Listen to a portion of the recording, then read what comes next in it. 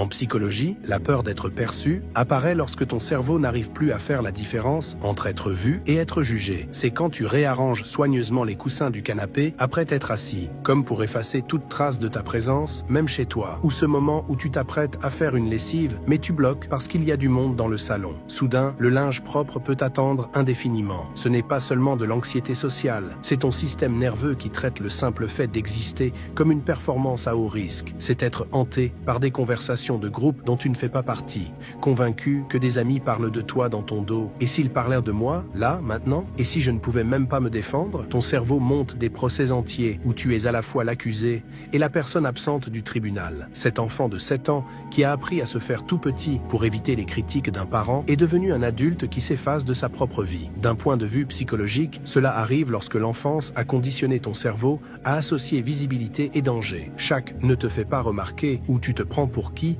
a creusé des sillons dans ton esprit qui aujourd'hui crient être vu et tard être attaqué. Ton mécanisme de survie, aussi brillant soit-il, est devenu ta prison. Ce qui t'a protégé d'autrefois t'empêche aujourd'hui de vivre. Mais voilà la vérité. Cette peur n'est pas vraiment celle d'être perçu, c'est la peur d'être jugé. Et cette peur du jugement, c'est juste le besoin d'acceptation jamais comblé dans l'enfance qui crie encore à travers les années. La bonne nouvelle, tu peux reprogrammer ton cerveau. Commence par de petits actes de visibilité. Laisse un coussin de travers, comme un acte de rébellion. Envoie un message sans trop le relire. Poste quelque chose en ligne, même si ce n'est qu'une photo de ton café. Chaque fois que tu le fais, tu enseignes à ton cerveau une nouvelle vérité. La plupart des gens ne te jugent pas. Ils sont trop occupés à craindre d'être jugés eux-mêmes.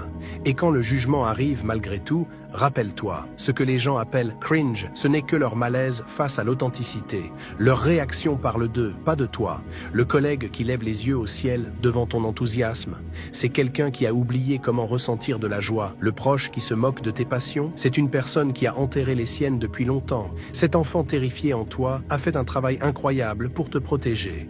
Mais aujourd'hui, sa mission est terminée. Tu as le droit de prendre de la place, le droit d'être vu et le droit d'exister sans t'excuser. Le monde n'a pas son mot à dire sur ton droit d'être ici. Ce droit, tu l'as eu dès ta première respiration.